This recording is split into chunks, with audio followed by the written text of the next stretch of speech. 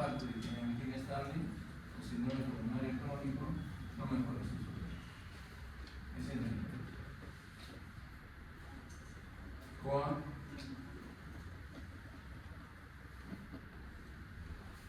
¿Cuáles son las formas de angina inestable?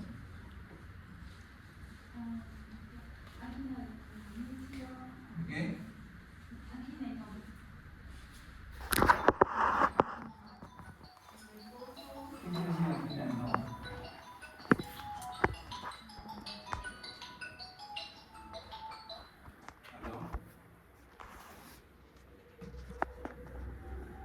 Sí, la verdad.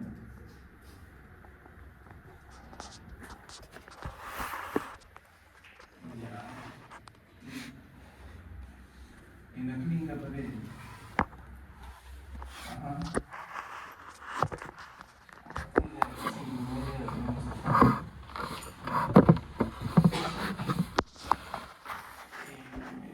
¿Para cuándo quieres? No, confirmo. Yo creo que sí. Clínica Paredes, calle de Chicago, 405, primer piso. Pero ya me ven 5:30. ¿Ya? A mí me. Uy, doctora.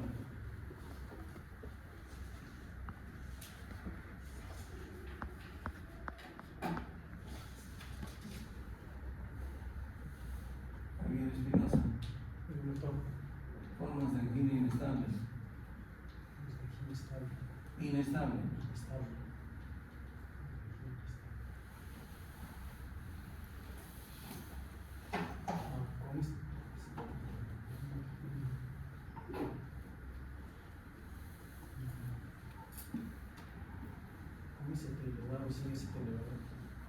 ¿Qué le digo a su amigo doctor?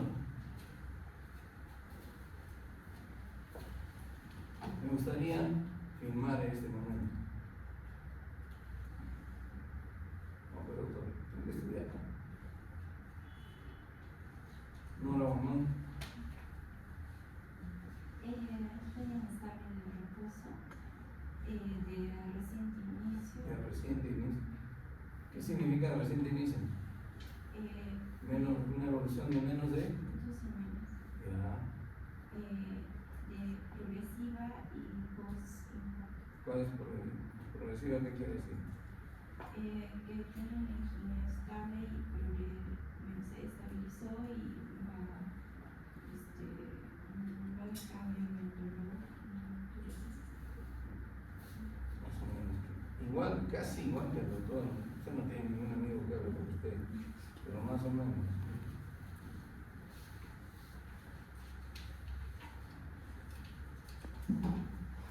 Sería bueno filmar eso, doctor, para que cada vez que se acerque a su amigo, yo le dijera, ¿qué es esto? Mira.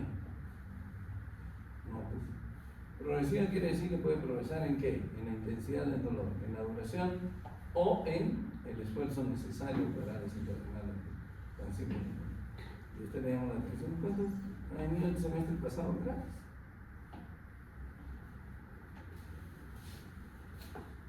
Y me parecía que este semestre se iba a pasar por un tubo usted, nada. Ya no.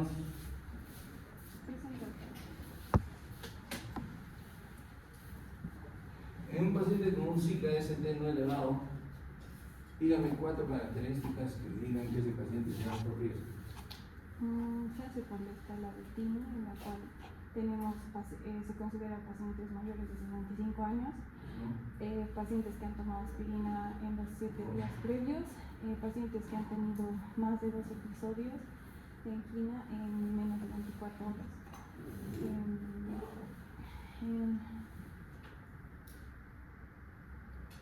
En pacientes con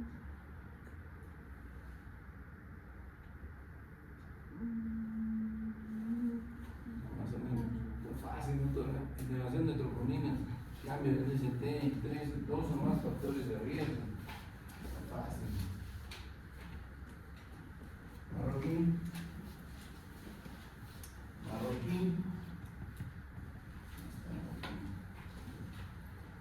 País. bien. Presente, doctor.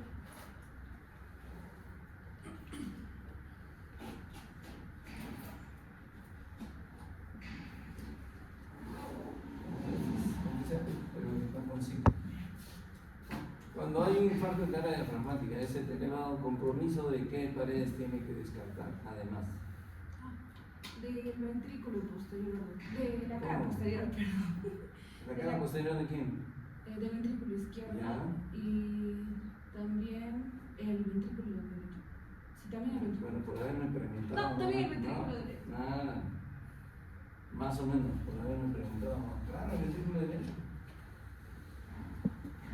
Quintana Oca. Quintana Oca.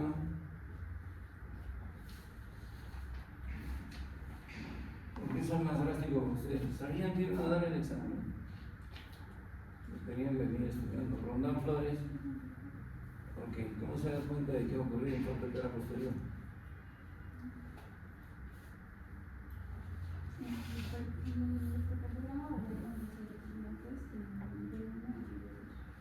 Ya, ¿y por qué hay eso?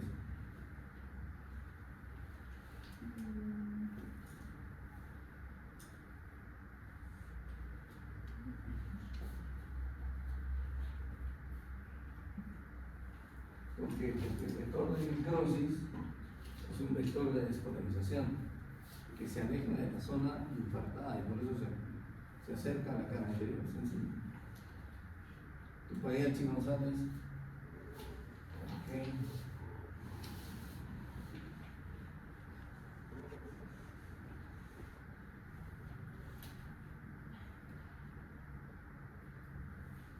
¿Por qué no se puede usar morfina en caso de infarto diafragmático?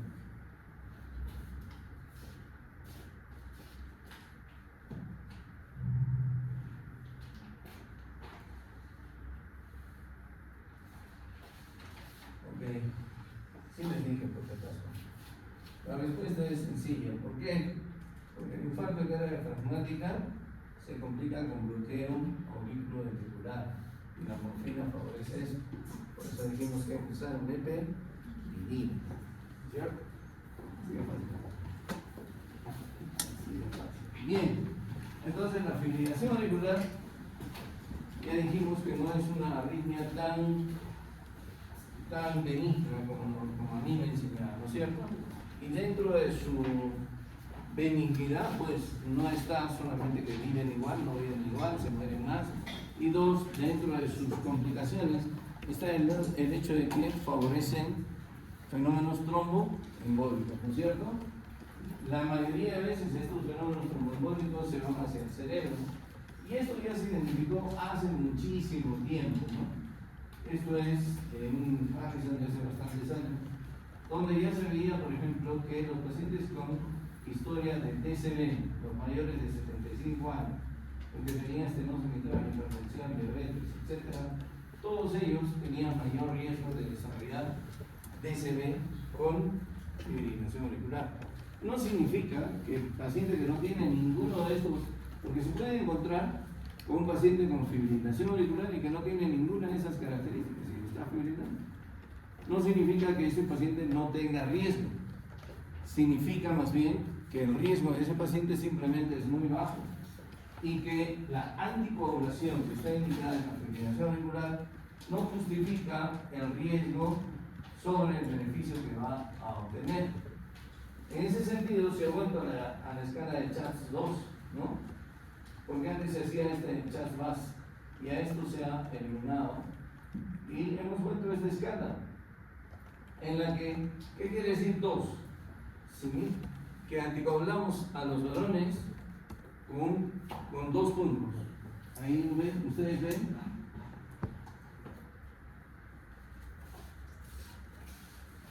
Que cada característica nos da un punto.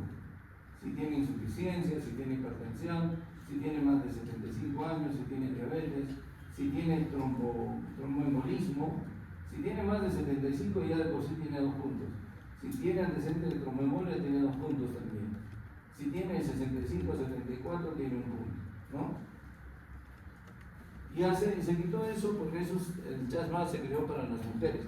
Si era mujer también se le da 1 punto. Entonces, ahora ya no se tiene esa diferencia, si es varón o mujer. Si tiene menos de 75 años, simplemente es un punto. Porque incluso los mismos que han hecho la guía de este año de la fibrilación auricular dicen, ya no sabemos en realidad qué sexo estamos tratando muchas veces. Y eso es cierto, porque hay mucho transexual que recibe tratamiento hormonal. Mucho transexual que altera su medio interno como para ser mujer, ¿no es cierto? Entonces, hay que fijarse en eso nada más. Si mi paciente tiene un punto, 0 puntos, miren, su riesgo sí existe, no es 0. Es de 1.9 al año, pero si mi paciente tiene 2, es de 4, si mi paciente tiene 6, es del 18% de hacer TCD. Por eso se anticoagula a partir de un puntaje de 2 puntos en los varones y 3 puntos en las mujeres. Ahora bien, eso es, digamos, una regla dada por la guía, pero las guías no son dogmas. A veces tenemos que individualizar el caso y podemos anticoagular incluso a un paciente con CHADS 0. De hecho, hay gente, hay expertos en fibrilación auricular que recomiendan a todo paciente con fibrilación auricular hay que anticoagularlo. Y a veces no le falta razón. ¿Por qué? Porque dicen, no voy a esperar que mi paciente menor de 75 años o de 50 años que tiene un CHADS 0,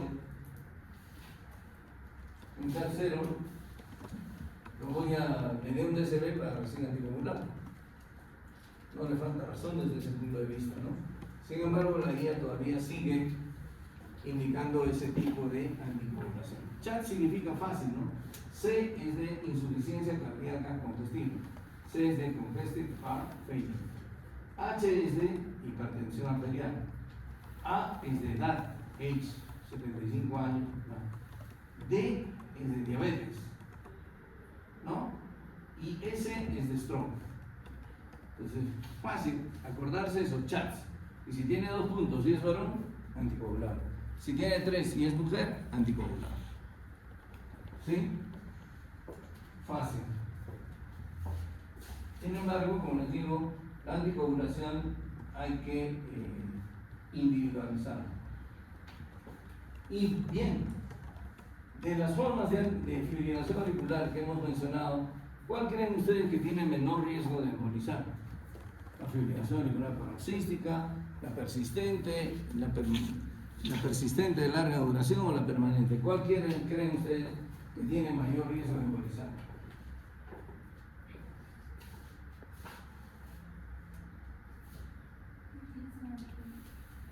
Pero ya les he dicho, de las formas de fibrilación auricular que hemos revisado, ¿cuál creen ustedes que tiene mayor riesgo de embolizar? ¿La paroxística, la persistente de larga duración o la permanente? ¿Cuál creen ustedes? ¿Perdón?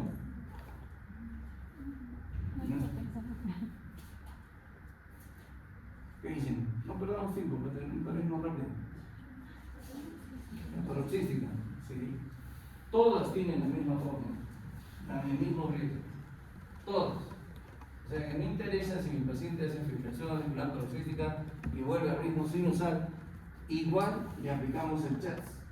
Por eso dicen cuestiones relacionadas con la anticoagulación. Porque tiene el mismo riesgo de embolizar, así regrese a ritmo sinusal. Una vez que hicimos fibrilación auricular, estamos fritos.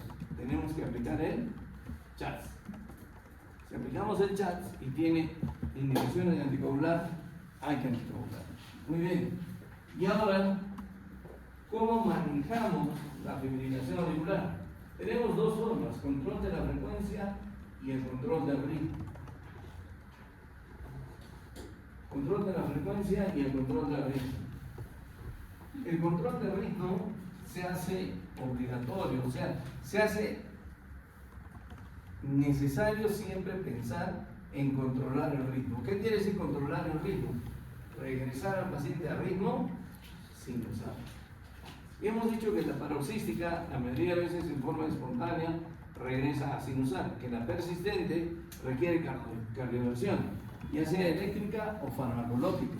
Y la persistente de larga duración tiene menos posibilidades de regresar a ritmo sinusal y mucho menos la permanente. De modo que muy probablemente en la persistente de larga duración y en la permanente nos dediquemos simplemente al control de la frecuencia. Es decir, a mantener al paciente con una frecuencia más o menos controlada, que no esté en taquicardia para que no haga una taquicardio-miopatía, es decir, para que no se le dilate el corazón por la taquiarritmia. Mientras que en la persistente y en la paroxística tenemos que tratar de controlar el ritmo y mantener el ritmo. ¿Sí? Eso por un lado. Entonces, hay dos formas en las cuales, de preferencia, tenemos que buscar de mantener el ritmo. Regresar al ritmo sin usar.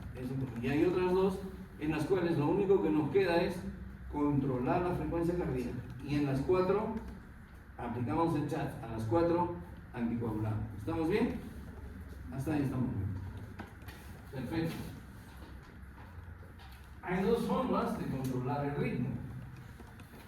Dos formas de controlar el ritmo. El ritmo, uno es cardiovertirlo, ¿no es cierto? Es decir, volverlo a ritmo sin usar, ya sea eléctricamente o ya sea con fármacos. Podemos regresar al ritmo sin usar, por ejemplo, con la amiodarona o con la propafenona. El problema es que no actúan rápidamente. Y la propafenona está contraindicada cuando existe evidencia de cardiopatía. Si el paciente tiene cardiopatía, ha tenido un infarto, mejor no le demos propafenona. Podemos utilizar cualquiera de las dos. Sirven, sí sirven, pero actúan lentamente. ¿Sí? Podemos utilizar cardioversión eléctrica, tanto en forma aguda como en forma electiva. Ya, cardioversión, y regresando a ritmo sin usar. ¿Quiénes tienen mayor posibilidad de regresar a ritmo sin usar? Los paroxísticos y los persistentes. A esos hay que regresarlos a ritmo sin usar. Muy bien, ¿qué droga o qué medicamento es el que mejor mantiene el ritmo sin usar una vez que lo hemos regresado? Ya sea farmacológica o eléctricamente. Una vez que la amiodarona. La amiodarona es el fármaco que mejor mantiene el ritmo sin usar. Sin embargo, siempre hay que tener en cuenta ¿qué cosa? Hay que tener en cuenta sus efectos colaterales.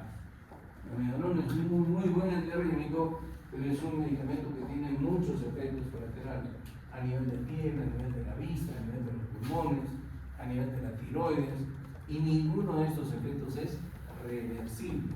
Todos son irreversibles. Entonces, dependen de la dosis y dependen del tiempo que se utilice. No se presenta en el 100% de casos, pero hay que tener siempre mucho cuidado y estar alerta cuando utilizamos amiodarona. ¿Ya?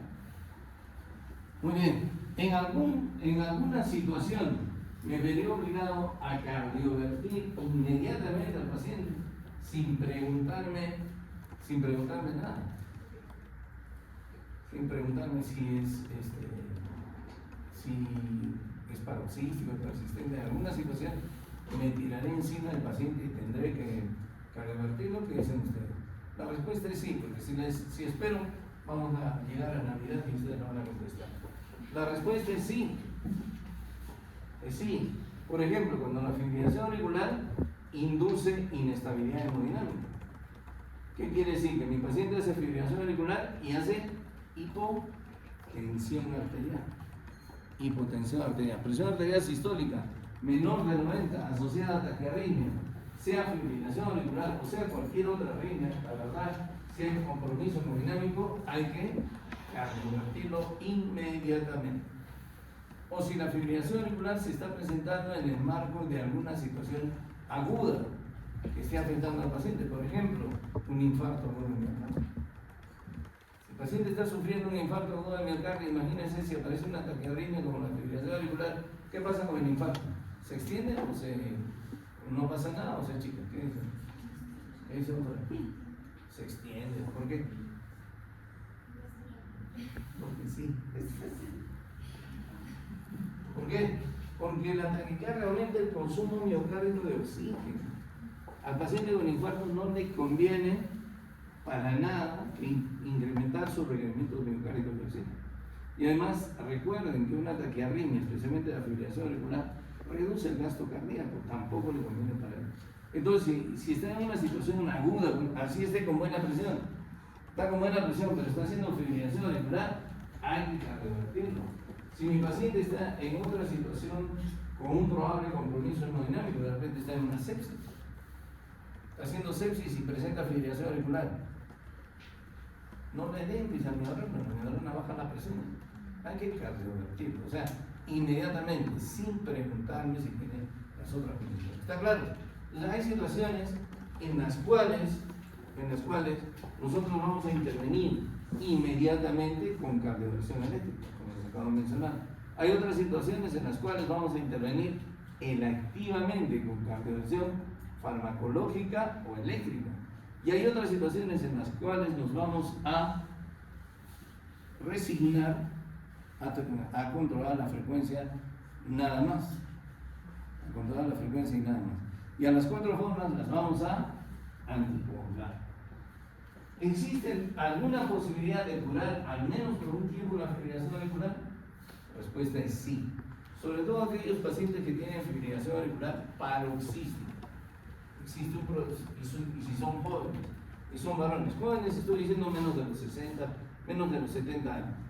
No, yo tenía pacientes fibriladores auriculares paroxísticos de 40 años y nada más. Antes no se hacía nada por ellos, ¿no? Controlar su frecuencia. Pero ahora se les puede ofrecer un tratamiento que consiste en ablación con radiofrecuencia. ¿Dónde ocurre el origen de la fibrilación auricular paroxística? Ya les dije la vez pasada, en la desembocadura de las venas pulmonares. Entonces, a ese nivel se quema el tejido y se cura al paciente al menos por un tiempo bastante importante de la fibrilación auricular, porque también la recidiva es frecuente. La recidiva de la fibrilación auricular con el tiempo es frecuente. Ese señor de 45 años un día lo puedo curar y en 20 años posteriormente otra vez va a ser fibrilación auricular, pero lo tengo curado por mucho tiempo. ¿Sí? Existe otra taquiarritmia que dicen que es pariente de la fibrilación auricular, que es el flatter auricular. En el flatter auricular, las aurículas están contrayéndose en una frecuencia de 200 a 300 latidos por minuto. Hemos dicho que en la fibrilación auricular más de 500 latidos por minuto, 500 latidos. No, existen dos tipos de flatter, ¿no es cierto? El flatter típico es este, en el cual el impulso circula en sentido contrario a las agujas del reloj. Y el flatter atípico, en el cual el impulso circula en sentido de las agujas del reloj. ¿No? ¿Y dónde circula? En un circuito de macro reentrada. En un circuito de macro reentrada que no involucra el nodo auriculoventricular y que la mayoría de veces está a nivel del istmo de la válvula tricúspide, como vamos a ver. Este es un solo macrocircuito de reentrada, a diferencia de la fibrilación auricular, que hemos dicho que hay múltiples microcircuitos de reentrada, ¿no es cierto? Este es un macrocircuito de reentrada. Y el flutter típico se caracteriza por esto, por las ondas F mayúscula o en diente de sierra, como ven ustedes aquí. ¿Sí? En diente de sierra. Las ondas F minúscula, la fibrilación auricular. Estas en diente de sierra. Y se ve muy bien en D2 y también se ve muy bien en D1. Esta arritmia, ¿qué les parece? Es una arritmia rítmica. ¿Sí? Puede ser rítmica, si no, puede el paciente estar con su taquicardia, si lo oculta y está rítmico. Pero a veces puede tener una conducción variable y puede hacer una arritmia arrítmica. Pero puede ser rítmica la arritmia. ¿Ya? Y como les digo, el mecanismo es este, el establecimiento de un macrocircuito de reentrada alrededor del istmo de la válvula tricúspide. es una taquiarritmia. El flúter atípico circula en sentido contrario, es decir, en el sentido de las agujas del reloj. Gracias. En el sentido de las agujas del reloj. ¿No? El flúter atípico más bien, se dice así porque no es muy frecuente y se presenta especialmente en pacientes y en niños que han sido posoperados del corazón. Posoperados del corazón. El tratamiento medicamentoso de esta arritmia es un poco frustrante. ¿Por qué? Porque no implica el nodo auriculoventricular. O sea, ustedes no pueden dar amidarona, beta-bloqueadores, no la endivoxina. ¿Por qué? Porque todos esos generalmente trabajan sobre el nodo auriculoventricular. Entonces, y el macrocircuito no implica el nodo auriculoventricular y el paciente va a seguir con taquicardia. A estos pacientes los podemos cardiovertir, sí señor, los podemos cardiovertir eléctricamente, regresarnos al ritmo sinusal. Los podemos cardiovertir electivamente, sí señor. Los podemos revertir agudamente, también sí señor, en las mismas situaciones que hemos hablado. Cuando la arritmia induce inestabilidad hemodinámica, cuando se está presentando en una situación en la que el paciente está críticamente enfermo, un infarto de miocardio, un shock séptico, ¿cierto? En esa situación lo debemos cardiovertir, ¿no? Si yo lo cardiovierto, lo curo en la arritmia, ¿qué dicen ustedes? No, contesten, antes que sea mucho menos. Si yo lo cardiovierto, lo curo de la arritmia, la respuesta es no. No lo curo de la arritmia. Pero sí, después de cardiovertirlo, dejo de dar la amidarona y lo mantengo en ritmo sinusal. ¿Cierto? Lo puedo hacer. Pero el tratamiento de elección de esta arritmia es la ablación. ¿Por qué? Porque hacer esto un macrocircuito, este circuito que ustedes ven aquí, ¿sí? Esto es un mapeo con un aparato, no es un circuito que yo he hecho en internet. Esto es un mapeo de la aurícula derecha con un aparato, un navegador de electrofisiología. Entonces, y esto es la descripción del circuito del flatter clásico. Entonces, y este navegador le dice dónde pueden quemar, pueden poner la oración. Donde está lo verde es donde pueden poner la oración. Rojo, morado o azul, mejor no. Pero aquí verde, ahí queman y cortan el circuito. Ese es el tratamiento de detección de esta arritmia. Se puede curar. Esta arritmia sí se puede curar. ¿Sí? Se cura. El tratamiento de elección es la ablación con radiofrecuencia. Recuerden que recuerden que cómo se diagnostica ondas F mayúscula en D2 y en D1 en el flúter clásico, ¿no? Las ondas F en el flúter atípico no son tan claras ni en D1 ni en D2, ¿no? Pero ambos son claros. Los flúteres. Ahora bien, ¿el flúter predispone a embolias? Respuesta es sí. Así que a un paciente con fibrilación auricular o con flutter, igual hay que anticoagular. Eso es lo que dice la guía. No, la anticoagulación, como en la fibrilación auricular, se recomienda para los pacientes con flúter auricular y fibrilación auricular concomitante. Algunos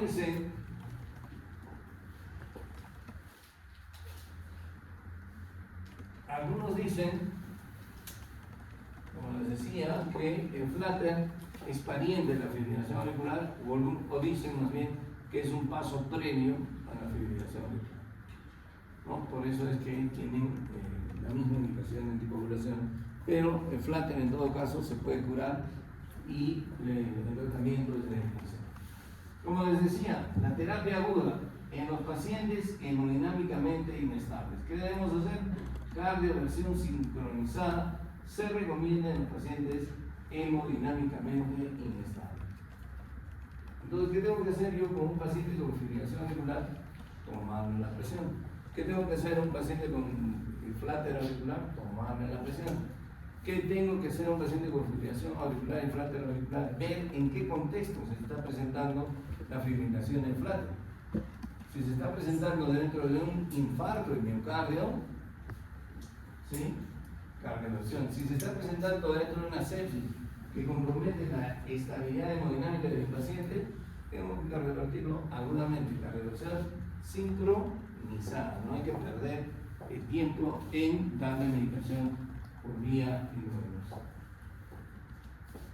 Existen otras taquiarritmias relativamente frecuentes. Entonces, la fibrilación es la más frecuente de todas. El fráter también es relativamente frecuente.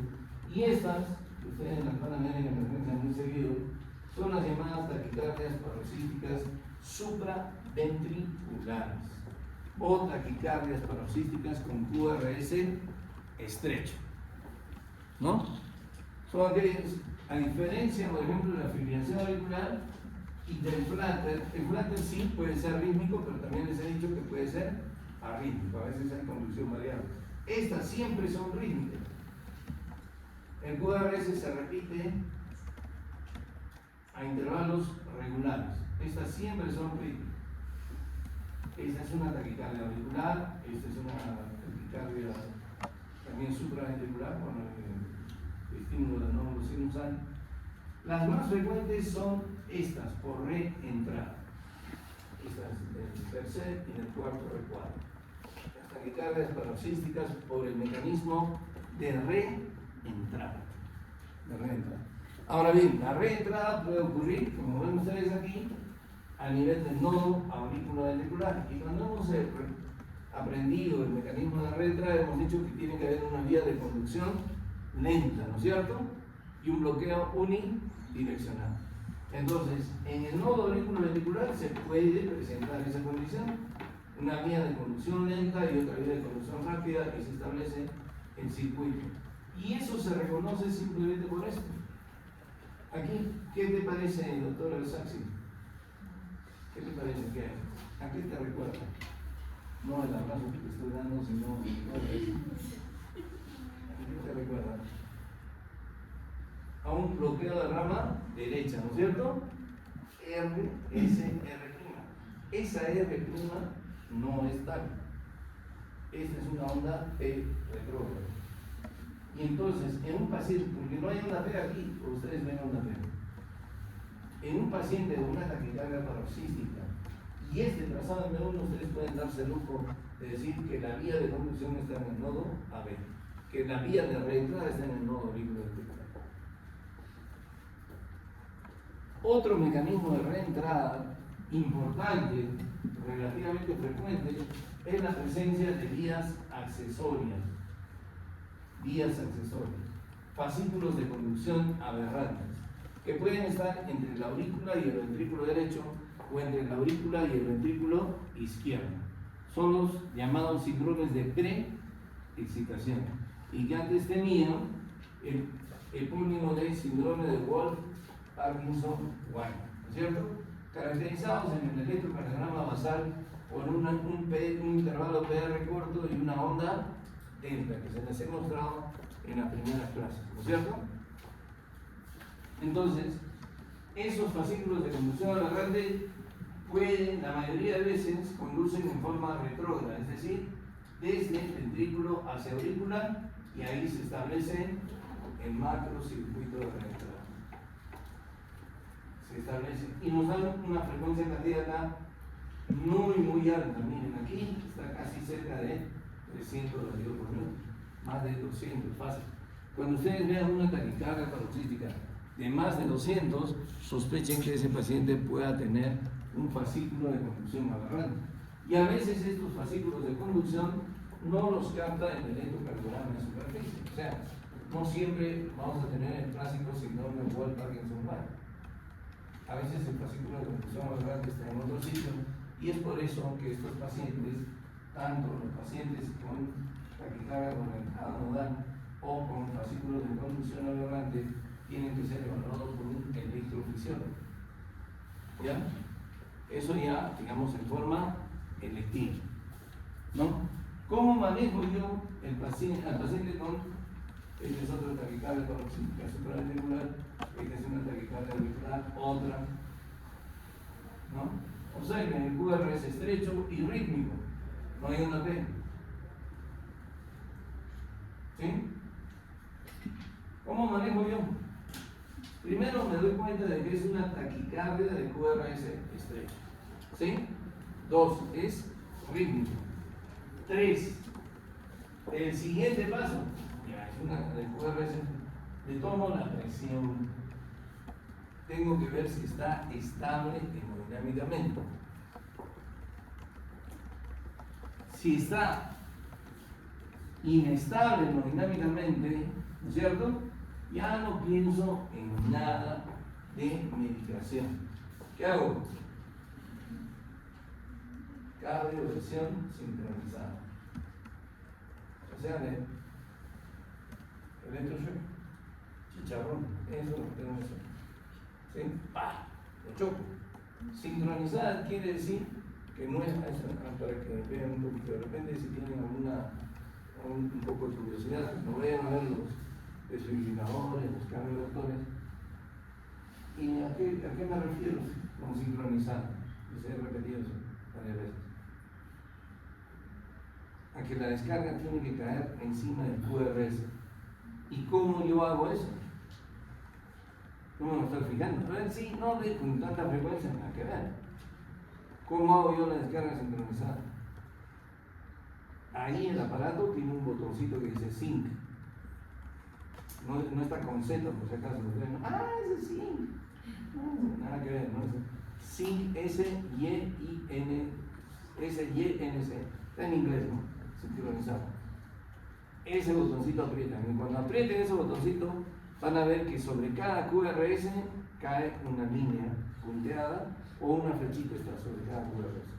Eso les garantiza a ustedes que en el momento en que choquen, va a caer sobre el QRS. Porque si ustedes le dan sin sincronizar, pueden pasar a taquicardia ventricular o a fibrilación ventricular. Lo sacan de la taquicardia, pero lo meten en el cielo o en el infierno del paciente. Entonces tiene que ser sincronizado.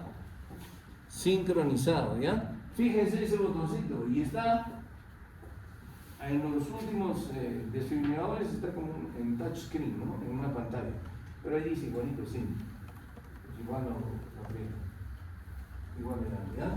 Entonces, nuevamente, taquicardia con QRS estrecho, ¿está estable hemodinámicamente? No. Le doy. ¿O tiene inestabilidad hemodinámica? Cardioversión chicharrón, cardioversión sincronizada. Si está hemodinámicamente estable, puedo usar maniobras vagales. Ustedes deben saber mucho de maniobras vagales, ¿no es cierto? Cualquier cantidad, ¿no? Entonces, por ejemplo, lo ponen al paciente en semifobia, ¿sí? Semisentado, y luego le doblan las rodillas sobre el abdomen y le dice que puja. Si da a luz, ya bueno, después hay un problema. Pero eso suele terminar. ¿Qué más?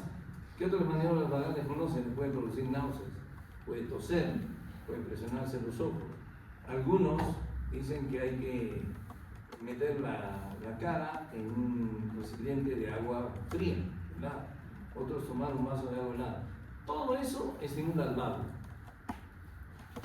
Todas esas maniobras estimulan al vago. Y puede responder. De hecho, el otro día vino una señora con una arritmia de emergencia, nos llaman y la señora hace así, ya sabía lo que le curaba. Normal, sin usar. Y eso es una tosecita, ¿no? Pero otro vino que no respondía ni a eso. Entonces, si no responde a las maniobras vagales, adenosina es el tratamiento de MX. La adenosina. Pero hay que tener cuidado con la adenosina, ¿ya? No hay que dar a aquellos pacientes que tienen enfermedad pulmonar o respiratoria severa, que están en ese momento con un espasmo bronquial severo, porque la adenosina pues espasmo bronquial. Y tienen que advertirle al paciente que va a sentir efectos colaterales serios, ¿no?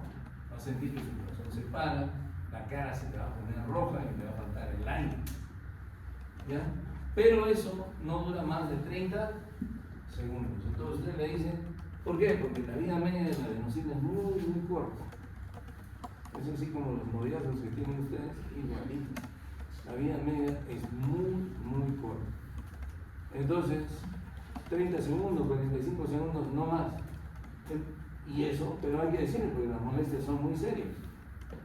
Son muy serias. ¿Ya? Me advierten, no tiene problemas respiratorios, no le ponen adenosina. Y como su vida media es muy corta, no se les ocurra poner la adenosina despacito. Cuando ya le pusieron, ya terminó. Nunca llega al corazón. ¿No? Tuve un problema con una enfermera por eso.